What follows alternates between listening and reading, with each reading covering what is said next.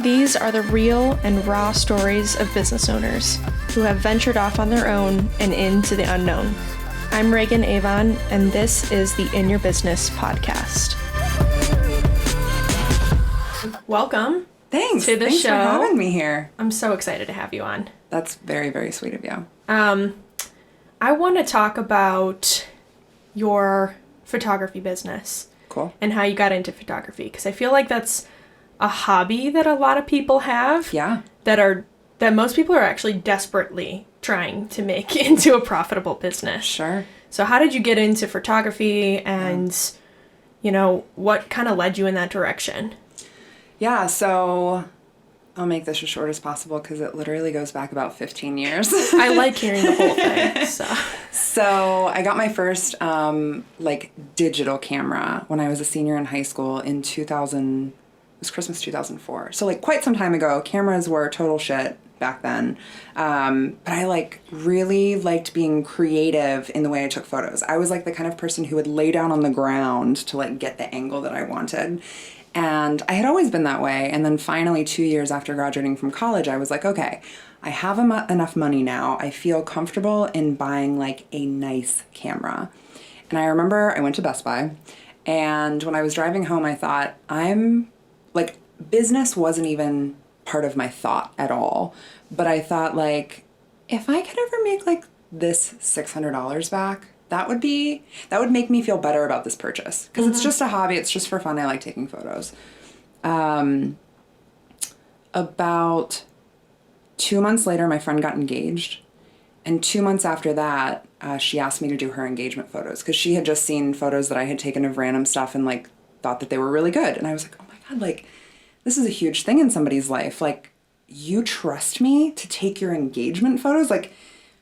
Great. I'll do it. And so it was that summer, which was about 9 months after buying my camera, that she hired me to take her photos. And then 1 year later, I started to do weddings, and I got into the wedding game for probably 3 or 4 years, and realized that I wanted to get into commercial photography, not because everybody thinks weddings are insane and there are bridezillas everywhere, and it's actually not the case. I've probably shot nearly 30 weddings, and let me tell you what, every single couple I worked with on the day was just just tell us what to do. Oh, just that's great. Whatever you need, you're directing us. And I'm I don't think this happens for everyone. Do a lot of people take their first step with weddings? I don't know. My first step was families and babies. Okay. And then it was oh my God, weddings. That's so much money. My first check ever, I remember I got a check for $800 for a deposit for a wedding. And I was that was my rent at the time. And and that was in addition to the money I was making in a corporate job. Yeah. And I was just blown away. And so after that, I started realizing I wanted to work with local businesses and kind of scale up from there. And my first commercial client was the salon where I get my hair done. Oh, that's awesome. She cuts only curly hair, so I love Ambush. Amy Bush is amazing. And so I started working with her. She didn't know until a few years later that she was my first commercial client, because you kind of got to fake it before you make it. You know what I mean? Sure. So that was fun. That is a consistent rhetoric and consistent story across everyone I talk to. Everyone. You have to start somewhere with the confidence of someone who has already done it. Yep. And that's faking it. I know. And that's fine. I know. You're not lying, but your confidence is fake, and that's fine. Right. And that's how I feel. So, is it that kind of drastically different to shoot for commercial than it is for these events? Or, this idea of fake it before you make it. Yeah. You had some experience before then, so. Yeah. That's a great question. It wasn't different in the experience of shooting weddings. If somebody doesn't have a day of wedding planner, nobody else is really there to run the show except the photographer, because we know what's next. We're working with all the vendors. When are you doing what you're doing? It's kind of it's an undocumented thing that wedding photographers do, is running the show. And so when you're working in commercial photography, you're kind of responsible for doing the same thing day of, especially for smaller businesses or even medium-sized businesses. You have control over a lot of the creative. The larger my business has gotten, the larger my clients have gotten, I work with marketing teams now and they tell me what to do. Mm-hmm. And that is ideal. Because let me tell you, I'm a creative in a lot of ways, but I am better at executing than I am having the idea of how to be creative. So if somebody just says to me, like, this is A, B, and C, exactly what we need, this is the color, this is the shots, this is the location, the models are ready. Yes, like that's what I want. Like I want everything to be done.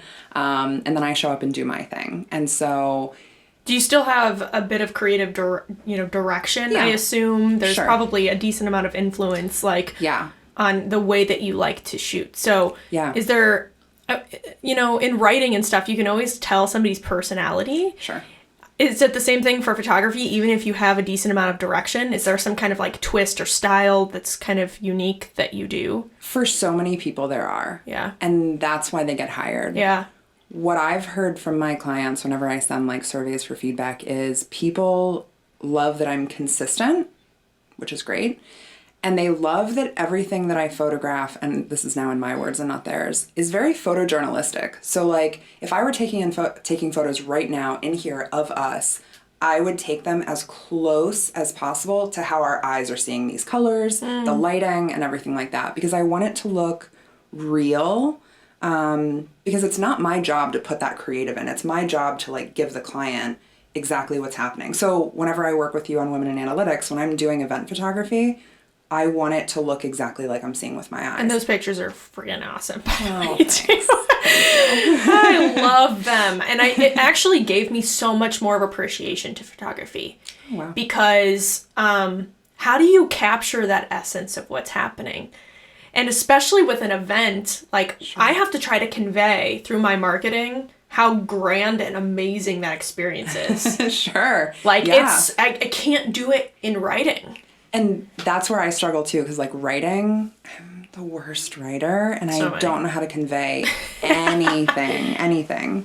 But yeah, it's honestly patience, and holding your camera up, watching somebody speak, for example, and waiting until that exact moment that they're smiling while they're talking, and they're not closing their eyes every 3 seconds that they're talking, and maybe engaging with their hands to the audience or showing something on a screen. It's literally just waiting for them to do the thing that they're doing, kind of looking happy or very powerful while doing it.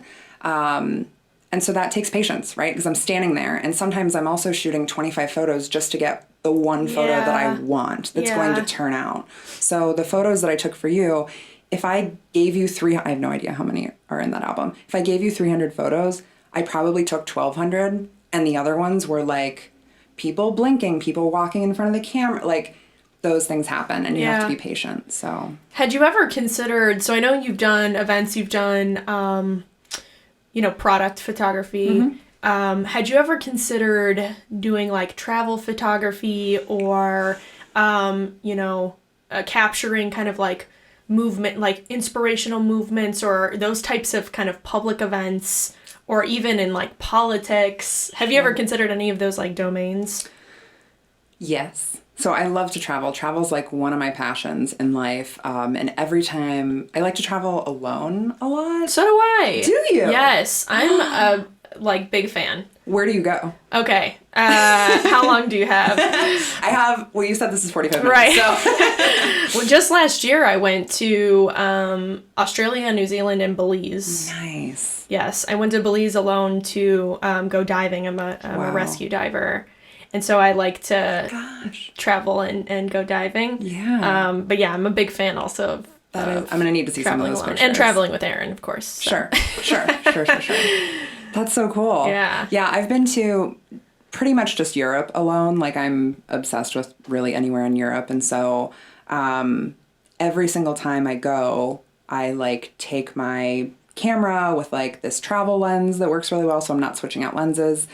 And I get a lot of great photos. And something that I try to do every day is like, it's like Tuesday afternoon at 2 p.m. and I'm like sitting in Rome on a patio with a glass of wine, and I'm like secretly shooting into the crowd. Like that's like, I've done that so many times. I love like, that. I'm like obsessed with it. Yeah. And so the secret to getting good photos like of other people while they're traveling is you face like a huge you face a huge monument and act like you're taking photos of it, but you're taking photos of everybody walking around. Yeah. And I've gotten just some really amazing photos. I love to take like those creeper photos of people, just because when people don't know their photos being taken, like it's raw. they look the best. Yeah. They look the absolute best. I traveled with, back in college, I traveled to India with a big group of people. Wow. And one of them was a photographer, and he took some of the most amazing portraits. Wow. And it was like, I was like dying with envy because just the way he's able to capture those moments. Sure. I still follow him on Instagram today. Like, he's a professional photographer now. He travels all over the place. And man, I mean, what an awesome job. I mean, so that's the thing. I love to travel and I love like photographing stuff while I travel. But did I ever try to look into it for money? Right. No, because I don't even know what I would do. Yeah. I actually built a website on how to go to Rome for less than $1,000. Like that was like, I like did that one time and I was like, I can totally teach people how to do this, but not photography. Like that's not, I don't know. I think it's so much of what I do is work now rather than like the for fun photography that I used to do. So extra photos just seems like more work. And I don't do it as a hobby as much, but I don't know. I would have to think about it. What an interesting dynamic too. I mean, when you start your own business, you're really starting it from a passion, something that you love. I mean, like immensely, presumably. Mm-hmm. And there's this interesting kind of like lineage between or line in the sand that's drawn between doing it as a hobby and doing it because you love it and not having money tied to it. Yeah. And doing it, tied to a dollar amount where you are directed for a specific thing. Yes. And it's interesting how people try to preserve some of that, where it's like, I want to live in this like kind of, silo of not having the pressure of making money off of that. Yeah. So I always ask people, one of the questions I always ask people is like, which hobbies do you like to preserve for not making money? This is what I want to know from everybody else. I want to know if they have the same struggle that I do, which is where if I start doing something and I really like it, my mind automatically goes to, okay, so like, how do I make money from this? I do that all the time. Because we're like, that's how our brains work. I know. Well, especially when you work for yourself. Yeah. Because you have to be like, you gotta make how money. do I make money? Yeah, and how do you turn that off? I mean, this podcast this podcast has nothing to do with any of my businesses. This is purely for fun. Yeah. Yeah. I mean, and that's, I struggle so much. There are like these random ways that I like to spend my time, but they either can't make me money because they're literally like doing nothing and just hanging out and being fun, or it's something where I love doing it and it's like, I should probably like try to make money doing this. And then I think like, but do you want that? And I try to like ask myself, like, do you want this to turn into another thing like photography where you're doing it less for fun and doing it more like because you have to for money? I find a lot of creatives struggle with that. Yeah. Like a lot. Especially people who make music. Yeah. I mean, all of these things where it's organic and there's the thing about money is that there's a motivation that's underlying for what you're doing. And when there's not that like motivation, the only motivation is this organic desire to put something into the world. And so it's hard. I mean, like you have to, I would always tell everyone to like try to preserve something just for you. And I guess what I've been realizing lately is if you're doing something that is pretty clear that you are not going to make money from it, and you still love it, that's the thing to go after to spend your free time. Because then if there's no question of like, oh, can I like monetize this? Like, what can I do with this? If that doesn't exist anymore, then that's what you should do. And so I felt that way recently about watercolor painting. Oh, cool. I'm not that great at it. I'm good for a beginner. I will say that, but I'm not great at it. And I don't know. Like, I've heard so much about painting, and like, it's not worth anything until you're dead. Yeah, it is real hard to make money off of art. And so it's one of those things where I've never thought about trying to make money from it. And so that's probably the place that I should spend more of my time, just like for fun. So yeah, speaking of businesses, you launched a second business. I did. You caught me. So tell me about that second business. So I started a web design business, and I've literally just been building websites for like almost 10 years. Mostly for me, like whether it's a total like rebrand of my own photography stuff, or if it's a side project that I'm working on to see if like that brings in more business, or if I actually had my own podcast. I've been part of other networking groups that needed to have some sort of website set up. And so I just love doing it. I can do it so quickly. I just did one for a client today. It's a first draft, and I did it within 2 hours. Like, and obviously it depends on how simple the request is from clients, right? Websites are real hard. They can be really hard. It's funny because I have this weird perception of what's complex in the world and what isn't. And, I have an engineering degree, and I studied computer science, and I've been doing stuff very, in the technical world for years and years and years now. And really, complexity is stuff that you just like don't focus on. I started looking at a website. I was like, I can put a website together. Sure. No, I can't. Like, it is unbelievably hard to get that right. Sure. I mean, it is so much more complex than people think. I mean, you're actually tapping into people's psychology. Yeah. And you're trying to figure out how to motivate them to move in certain directions and communicate with them and get them to do what you want them to do. That is extremely hard. Yeah. So how do you go about doing these exercises with businesses to get them in the right direction? Do people usually come to you with an existing website, or they're like, I have no idea where to start, help me, launch this? Because there's even groups of like concepts that you have to put together. Right. And it's hard. Yeah. It's very similar. There are so many things with photography that I'm able to, just because it's business, right? They're two different things. Photography and web design are two different types of businesses, but they're both business. They're both service related, and I'm providing a thing that is a thing, but it's not a tangible thing. So they're very similar in that way. And in both ways, I have conversations with clients ahead of time where I have a lot of questions. And I'm sure clients on both sides of business are like, why is she asking me these questions? Like, she just needs to take the photos, or she just needs to design the website. But there's so much research I need to do on the back end to even have a starting point to like know what I need to do. And so... And do it well. Thank you. Because there's a difference. Yeah, there's a huge difference. Yeah. And I always appreciate people who like have that realization, right? Yeah. So... Go through it enough times and lose enough money, and then you'll come to this realization. Exactly. So anyway, what we were talking about is just like kind of preparing ahead of time and asking a lot of questions that don't look like they match, but do.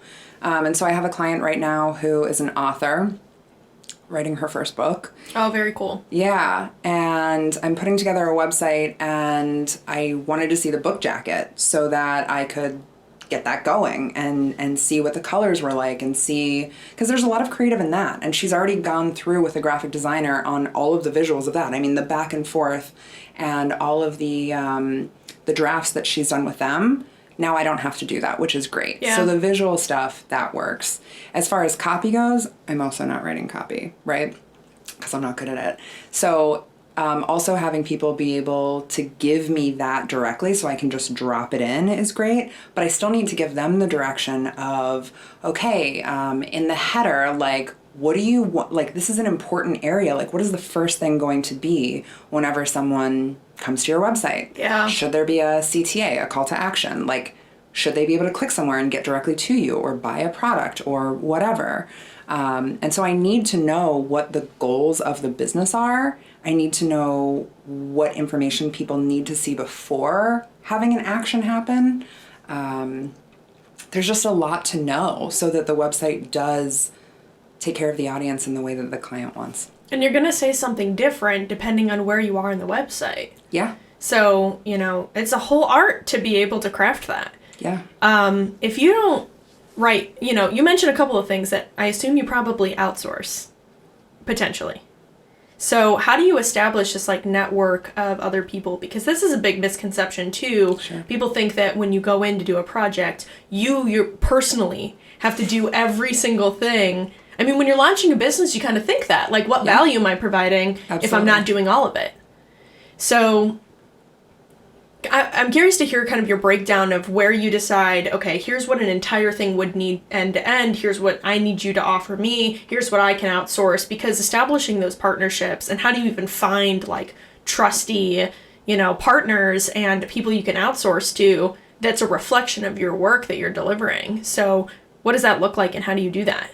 So that's another great question. And I feel like there are a few options. Sometimes it can be outsourced through the person providing the service, and sometimes you can expect the client to get that information somewhere else. So right now, the work that I'm doing is working with people outsourced by the client and not by me. Mm-hmm. And so all of the information is coming to me prepared. So the copy, the photos, which is hilarious as a photographer. I'm like, yeah, give me those professional photos. I didn't have to take them. This is cool. This is great. Especially during a pandemic where I can't take that many photos. So if you already have photos, that's great. And so having all that information and all that content come to me directly to be able to throw it together into a website is great. If I had a client come to me and say, I have no idea what I'm doing. I don't have a writer. I don't have a photographer. I don't have X, Y, and Z. I don't have a videographer, and I need to make this clip or, some sort of commercial or something for the website. I would be more than happy to point them in the direction of all these incredibly talented people I know in Columbus. Haven't had to do that yet because they're prepared. And that's another thing that I always talk about with really any client that I have, whether it's website or photography. The more prepared someone is, the faster I'm going to work, the better quality my work is going to be because I'm not playing a guessing game with people. Because they know their business. Right. Inside and out. Right, of course. So it's better to come from source. Exactly. So it's much more fun when people are kind of more prepared. And usually it is the businesses that are a little bit larger. And I don't know, at least that's how I feel for photography especially. So do you keep an actual list of people? Or do you just think of, oh, okay, they need somebody for videography and I have, out of memory, you just have those. Because I think this is an important part, is to establish those types of connections because they can refer you business as well. So when you've got that partnership where they're like, oh, one of my clients needs a website designer, I'm going to refer them to Autumn. I've gotten lots of business that way. Sure. And I think it's important to kind of nurture those connections. Yes. In some way, I maintain it in my head right now. That's wild. If I were smart, I would make a list. I'm a little bit smart, but clearly not in this way. So yeah, I'll definitely create a list at some point. I feel like as I have experience with a lot of different types of vendors or services, I have preferences because I know who's the most excellent at it. And pricing also matters, right? And so figuring out a client's budget and what they need. Pricing honestly, there's probably going to be another episode this season on pricing. Yeah. Because, oh my gosh. Yeah. That is hard. Pricing is hard. Pricing is so incredibly hard. Pricing was hard until I had a business coach. And he was like, oh, that's great. You do not have to make it hard. I'm curious about your business coach experience. So it hasn't been hard for 4 years because of him. Wow. Yeah. Because that's another topic I want to cover on this podcast is business coaches. Yeah. I've heard horror stories of business coaches. Uh-huh. Yeah, that's happened too. And I've heard incredible stories of business coaches. How did you find your business coach? And then how did you vet them? My gosh. I remember hearing about Allie Lehman from the Wonder Jam. And I knew she was an excellent photographer, and so I followed her because she was a photographer. And I was like, oh, she's so amazing. And clearly the clients that she was working with were incredible, and she was really successful. And then I learned more about the business that she shares with her husband, which is the Wonder Jam. And at the time, Adam wasn't yet providing coaching as an option, but I thought, they know what they're doing. I want to schedule a meeting with them and like see if they would just, for whatever amount they wanted, just teach me. Just teach me the absolute basics of like what I need to know going into it. Because my goal was also to be self-employed by the time I was 30. And Which happened when? Which happened in 2017. I turned 30 and I got to quit my job 6 months before that. Wow. So great. The goal was done, which was great. But I remember I met with them at the Wonder Jam. I think it was in April of 2016. And I told Adam, I was like, my goal is to work for myself by the time I'm 30. And, you know, he looks at me like really worried, like, when are you turning 30? Like, in case it was 2 weeks from then, right? And I was like, oh, like, it's like 14 months from now. And he's like, oh, you'll be self-employed in 6 months. And I was like, wow. I was like, what? Like, no, like, I don't believe you.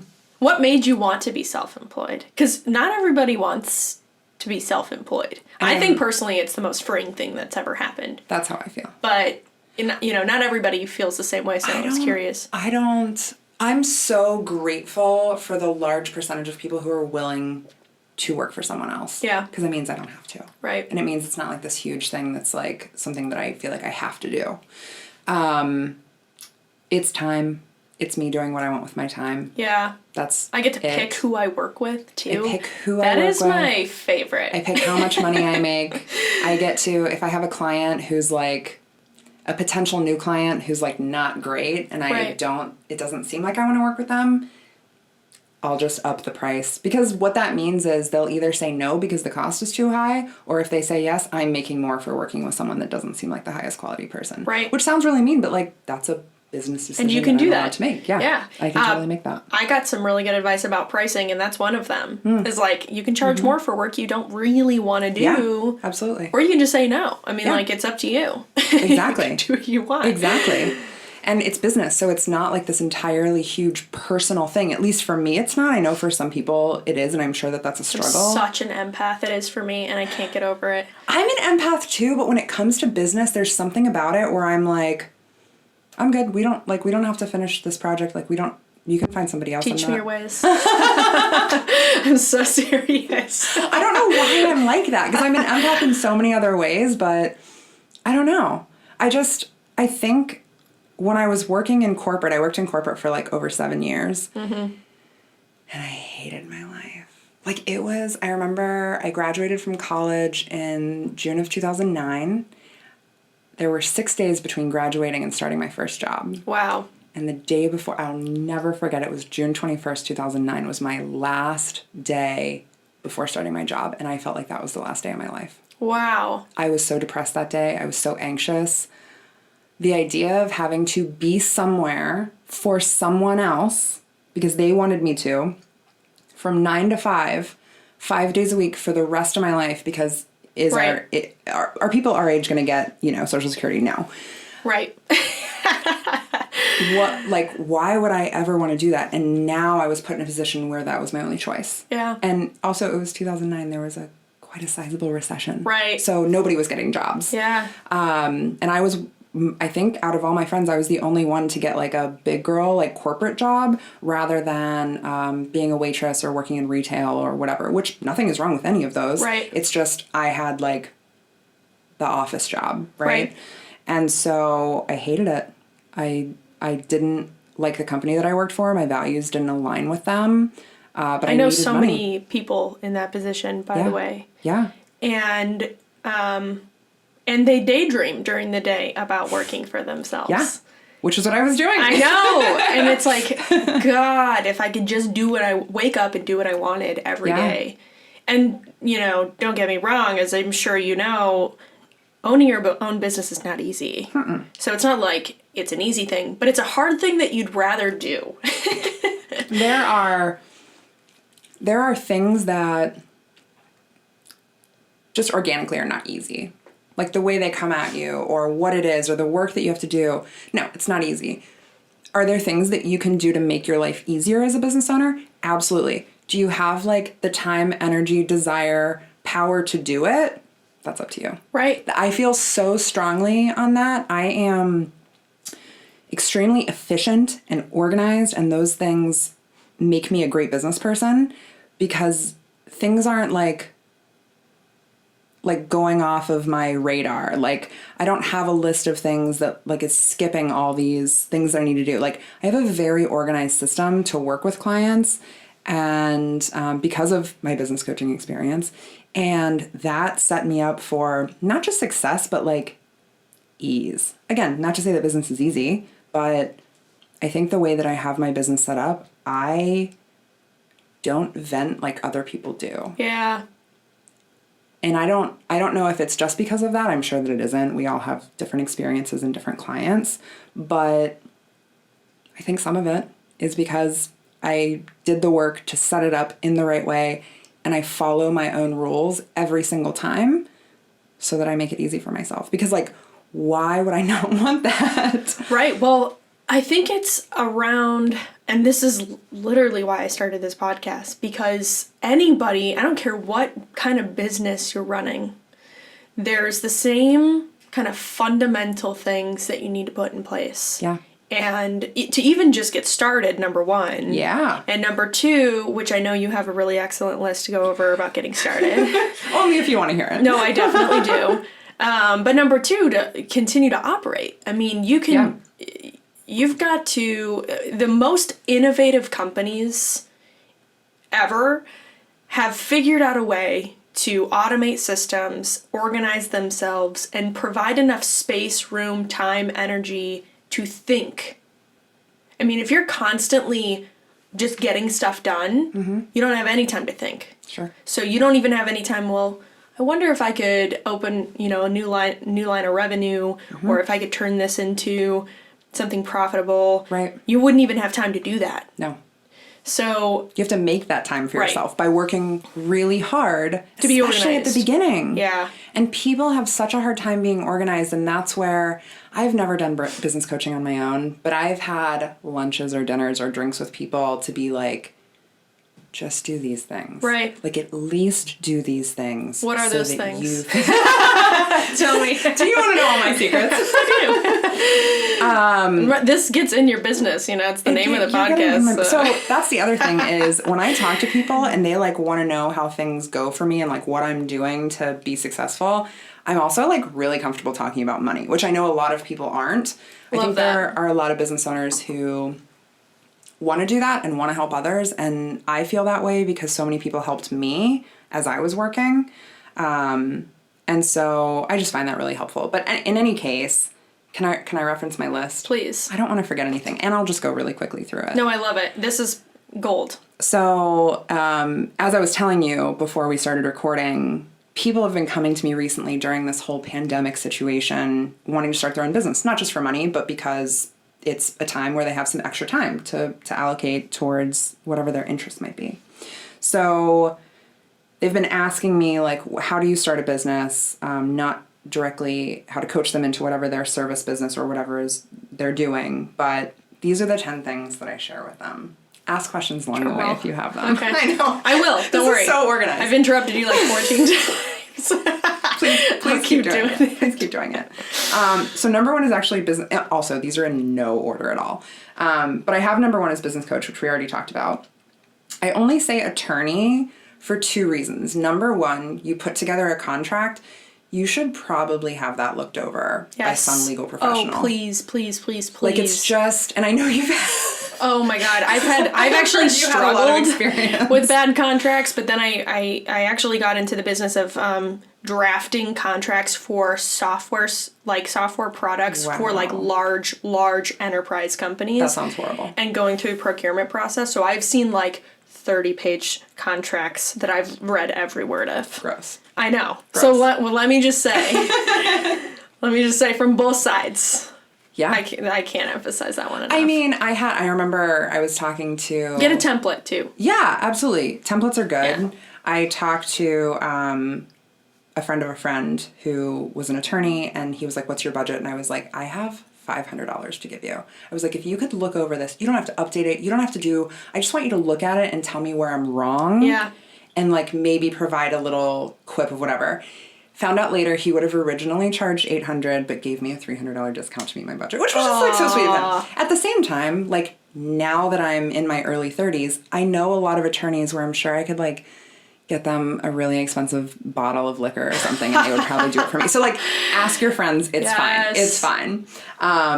But that was reason number one. Reason number two is like, if you ever do get in trouble in any way, you have somebody to go directly to if you have any questions, even if you just need like, you know, one of those powerful letters sent to someone to get them to do something. So, or just even gut check. Is this actually a big problem? Like, should I worry about this? Yes. What should I do? Because there are probably some things that you may not think are important, but are. Yeah. I agree even with just you. to check in. And like, I always told him, I'm like, you are spending 10 minutes replying to my email, like charge me your whatever rate that I want to pay you. He would never let me pay him to like, oh man. He would respond in like 2 sentences because that's all I needed to know. And I'm like, oh my There are some attorneys the out there sweetest. that help small businesses specifically, and they have that kind of empathy for what people are going through. Which is really sweet. Yeah. So that was number 2.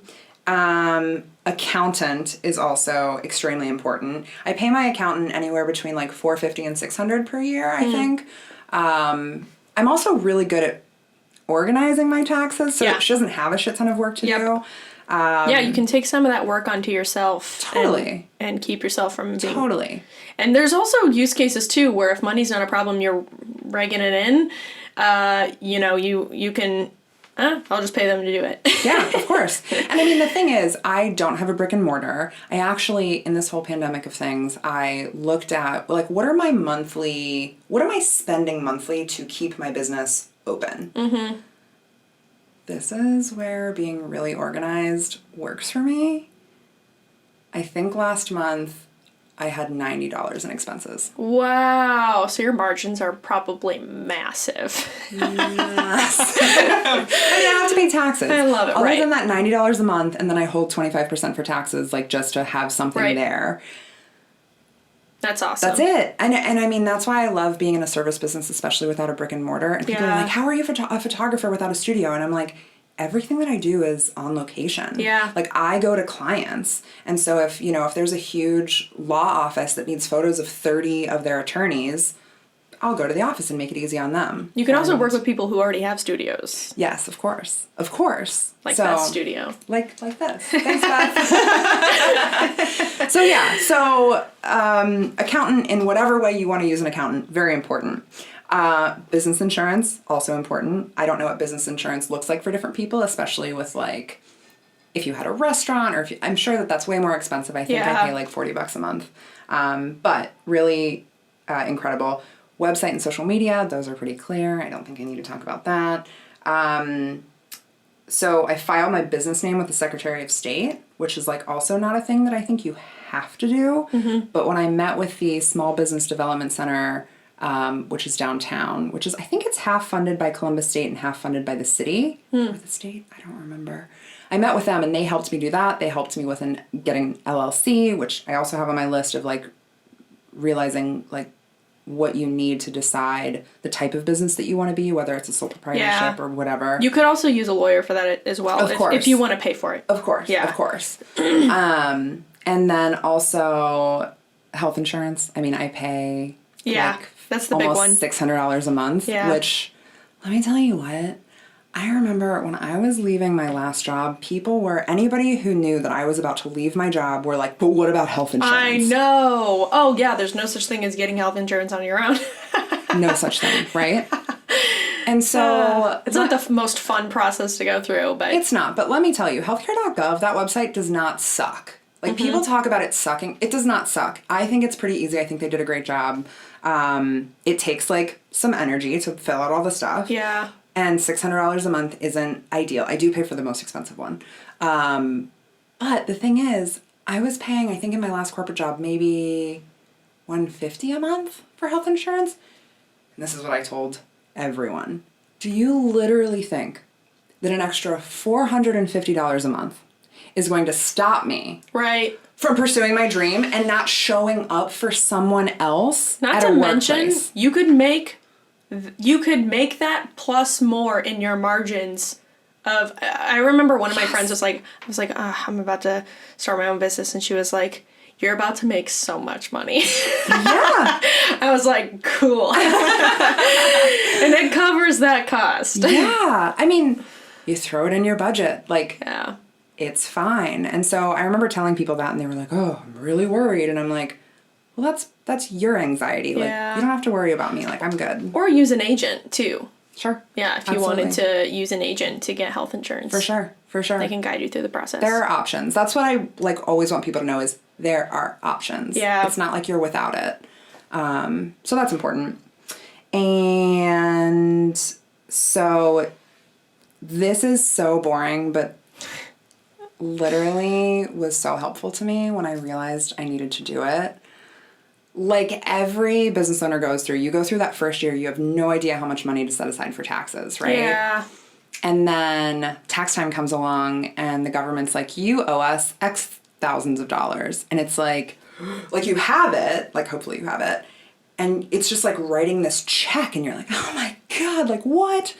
So what I started doing is I have a separate business bank account, literally just for taxes. I don't have a credit card to go with it. I don't have like checks to go with it. It literally is just called tax holdings. And out of every dime that I make, 25% goes in that automatically that I can't touch. Yeah. So whenever it's time to write a check, like every quarter, because I pay quarterly, I already have that money. Right. And it's like not mine. So it's just there and I throw it out. And so that's really helpful. And this is the thing that like, I don't know if people know this or not. You probably know this. I'm sure you know this. If you don't have a separate account, like a business banking account to make money into, like if that's not where you get paid, you're technically piercing the corporate veil, which is illegal. I think it's considered fraud. And it's such a small thing. Yeah. That it like seems so ridiculous. Like, well, I have my profits and losses. Like, why can't I just give you this sheet? It's one of those things where you have to have a separate account. Yeah. And then pay yourself or, you know, any Yep. subcontractors anybody out of it. Yep. So you right? can, and you can do that a couple of ways too. My dad's actually an entrepreneur as well. So I learned a lot from him. It's very helpful to have a entrepreneur in your family. Yeah. But you can set it up a couple of ways. The number one step, so I've started 2 businesses now. It's figuring out what you want to call it, which I'm not the best at, and then filing that legally. So I've always gone through a lawyer. Yeah. And established my LLC. And then immediately going to a bank and opening up a business banking account. Yep. Forewarning, so depending on the type of banking account you get, you have to put a certain amount of money into that banking account. Yes. Or you're going to get charged fees. Yes. So you should really have kind of a reserve of cash getting you ready to start your business. Yes. That's, I think, pretty important. The second thing is to take money out of it, you can do an owner's draw, which is just literally transferring money from that account to your account. It's as easy as if you've ever transferred money from your checkings to your savings online, that's how easy it is. Right. And keeping track of that. Yep. Or you can be employed in your company and get payroll, but you pay payroll taxes. Sure. So there's some information out there if you're trying to and there's a get lot started. There's so much to review based on like different types of businesses. For me, I literally went into the bank and I was like, hi, I started a business. I need a business banking account. Yep. And they asked all the questions that they needed to know to recommend like the best option for me. Yep. And it was so simple. And did you know you don't have to have checks? Yeah. Like you can literally go for a counter, I think it's called a counter check. Is that what it's called? I forget what it's called. And they just print off this like piece of paper with 2 checks on it. If you need checks, you go in and then per check, it's like a $2 fee if you use the check. Is that the cashier check? Is it a cashier? I thought it was called a counter check. I don't know. We'll look it up and we'll post it later. We'll let you know. Yeah, but it's just really helpful because there are so many things in business that like everybody assumes that you need right away and you don't need. Everything that I do is through like an online payment system. And so I remember my uncle, who's like a very excellent businessman, who's been in finance for 40, 50 years, was like, how do you operate without having checks that you write people? And I was like, because I pay for everything online. Like, also, if I'm paying $90 a month for what I need, it's probably all online anyway. So like floats over his head, but it's setting up those automated 21st century. Totally. Setting up those automated processes too for contracting and I don't know if this is like too obvious, but always contract the work you do. Oh yeah. I mean, like I know that sounds obvious, but there are probably people out there that want to just like get started. Yeah. And take somebody on their word. Yep. Always contract it. Yeah. It does a couple of things. It's not just like legally obligating everybody to abide to the contract, but it also forces you to do an exercise of expectations. Yes. With your customer. Yes. So I would always just encourage it just to say, and even if it's an awkward conversation for you, you can just say, look, I'm trying to make sure that I give you exactly what you're looking for. Yeah. Yeah. I totally, totally agree. The only other thing, this is number 10, that I find so important. People always ask me, what's the secret? Everybody wants the secret to being successful in business. People hate my answer, which I'm sure I would have hated my answer too if I were getting started. Just knowing people. Just gotta know people. And that takes years, and you have to connect with people, and you need to be authentic, and it needs to happen organically. And it's easier as time goes on because then you have a name and people are referring you. And then once you meet someone, I've heard of you. And that's always a great start too. But referrals are amazing. How I live. Yeah. That's how I'm able to do what I do. And so I'm incredibly grateful to everybody who does that, of course. But that's the thing that I think is really hard to tell people when they ask what the secret is, because it's the reason that it took me 4.5 years to quit my job, to do photography and then quit my job. Mm-hmm. And people right now don't want to hear that it takes 4+ years. And it doesn't. It doesn't have to take that long. If you already have a community set up, if you already have this skill, if it's something that you can market online and you don't even need a local community. I have a friend who does website design and his clients are all over the world. Mm. And so there are a lot of different things that can be done, and I'm not saying that is the hard and fast rule that you have to engage with the community. But if you're doing something like photography or a service, something that causes you to need to be in person, aka you're working with the local community, man, I'll tell you what, engaging with the community is a huge win. And I say that, and people are like, oh, so you're just nice to people because you feel like you have to be for business. I've heard that so many times. Whatever. If that is how they look at life, I can't change that. Right. Right. However, when I tell people how I spend my time doing photography, people are like, oh yeah, you just take photos all the time. No, that's 25% of my job. That's literally taking the photos is 25% of my job. Then there's editing the photos, another 25%. Then there's admin, another 25%. And the final 25% is literally just knowing people and going to things and I hate the word networking. I've never been into the term networking event. I love meeting people. Even if I didn't have the business that I do, I would still want to meet people in the community because I love meeting new people. I'm an extrovert and I just really like that. So having this part of my business that I have to and should be doing also being a really fun part for me is incredible. And so, no, I'm not doing it for business. I'm doing it because I also really love it, which is great. Oh, so, yeah. I mean, I would say even if you're not networking with people in person, find a channel. To your friend's point, it's all about finding that channel and owning that channel and knowing where there are people who need what you can do best. Yes. So it might be, these gathering or networking events that you go to. But that might not be your channel. Sure. You may not find your, potential customers or references there. Yeah. So if it's online, that's great. And you still have to meet people. You still have to have conversations with them about what they need. But just finding your channel and owning it. Exactly. Yeah, I've gotten so many great referrals from even just I was talking to somebody actually last week. They were trying to find new business, and not from just the referral network that they had. And I told them that content creation is a huge benefit.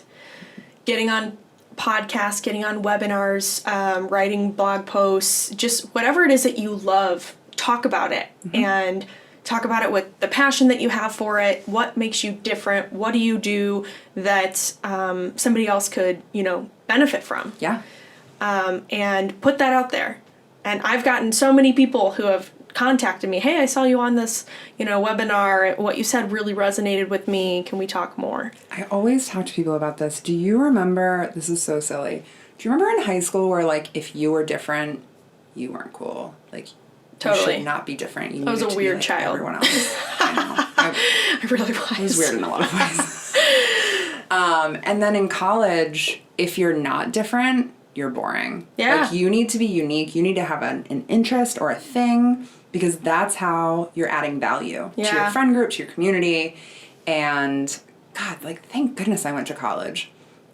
Not just for, like, the education and the diploma, but, like, for all of the social learning that I did, and for the realization that whoever we are is, like, what makes us awesome. Which sounds so cheesy. Yeah, but it's like, true. It's so true. I have so many of these conversations about authenticity, because and branding and authenticity and, like, all these things are just such high level, really hard to grasp concepts, but they're so fundamental in your success of whatever it is that you're doing. Yeah. And, we'll close the episode on just that. Cool. That's a great close. I know. Thank you so much for being here. This was super fun. This drink was awesome. Oh my gosh. I am obsessed with this, and can we get another one? Yeah, he's gonna make another one. So we're excited. I'm so pleased. Awesome. But yeah, thank you so much for allowing me to be here. It's an honor, and it's just really fun to watch you grow professionally. Because damn, you are impressive. Thank you. So thank you for letting me be here. Thanks for tuning in for episode 3 of the In Your Business podcast. Autumn, thank you so much for being such a wonderful guest.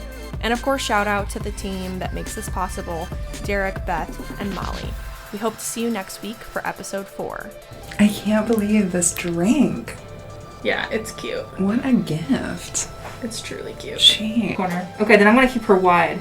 That's okay? Yeah, that's great. Keep me wide. I'm gonna give you that wide angle. I'm weird. Autumn does say her last name Theodore, Correct. right? Not Autumn like Theodore. Theodore or something, right? No, but I think that would be amazing if she did. I can do that. And this is Autumn the Theodore.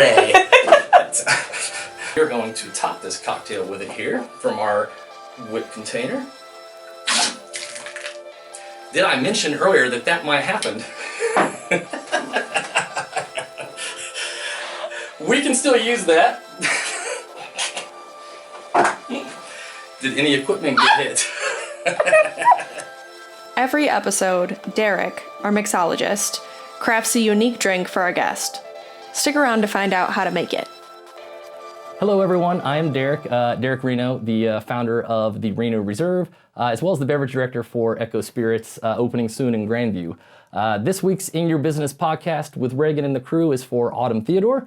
I happen to be aware of Autumn from years past and my very good friends from the Wonder Jam. Autumn runs Autumn Theodore Photography, and we've put together what I think is one of the coolest cocktails yet we're gonna have. The cocktail itself is called the Image Library, which is a term that I stole from Autumn's bio herself. So the cocktail itself has a lot going on, and it also has some other specifics to it related to Autumn, which we'll get into here. Autumn, I learned, is a big fan of gin. She likes fizzes, she likes Tom Collins. So we took this one and kind of appropriated it for her specifically here. And there's a couple aspects to this cocktail. One, I wanted this cocktail, and I will be slightly sentimental here. I know that almost exactly 2 years ago from today, that Autumn had a really big health scare. She had a very serious brain tumor, and she went through a whole lot of stuff to have that remedied and to get healthy. And the odd kind of thing about it is almost 2 years to the day of this shoot, she had to spend a month where she didn't get to go drive, she didn't get to shop, she didn't get to go to restaurants. And we all know that sort of feeling right now. So I felt like the fact that Autumn's already experienced that, and then she's gonna have another version of it here, then this cocktail should be a celebration. This should be something fun and a celebration of her health and her happiness. So the cocktail itself, I'll break down the ingredients for you here, and then kind of give a little explanation on some of the details of it moving forward. Excited that the gin we're going to use for this cocktail is maybe the first time this has ever been featured publicly. Is from Endeavor Spirits. This is in Grandview. We all know Endeavor Brewing. They're starting a spirits line as well, and these will be available only at the brewery there. So the cocktail, from top to bottom, is going to be 2 ounces of the Endeavor gin.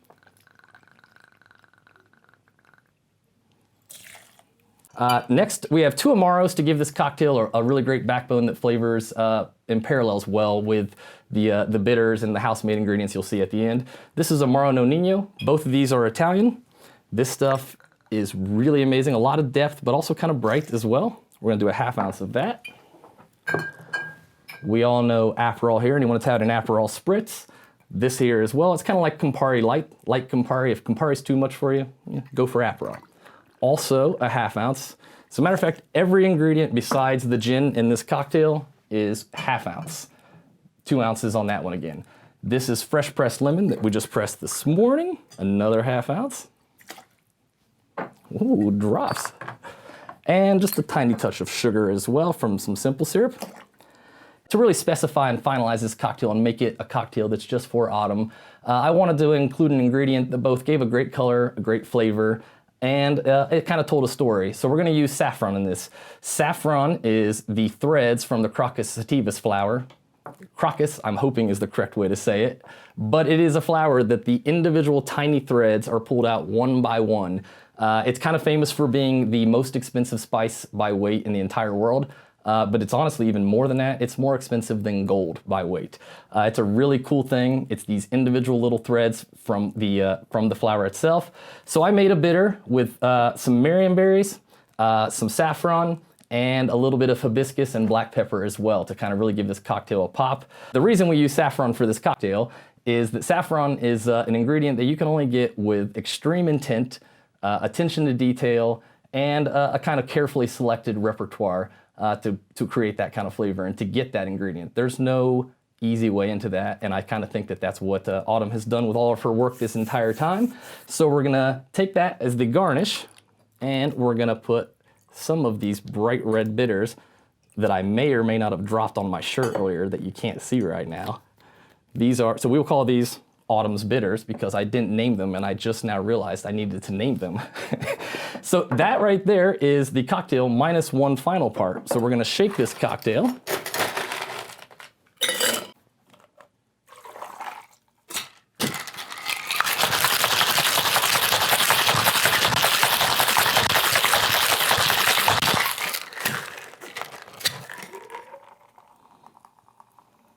Oh, that cocktail smells good. All right, so we're gonna double strain this into our Coupe glass right here. You get this beautiful bright red, the kind of red that you get from saffron, which is often used as a dye as well, is so potent, so distinct. We're gonna finish this off with a house-made ingredient. This is a foam made in a whipped container from local Ohio honey and citrus, and we're gonna top this right on the top here.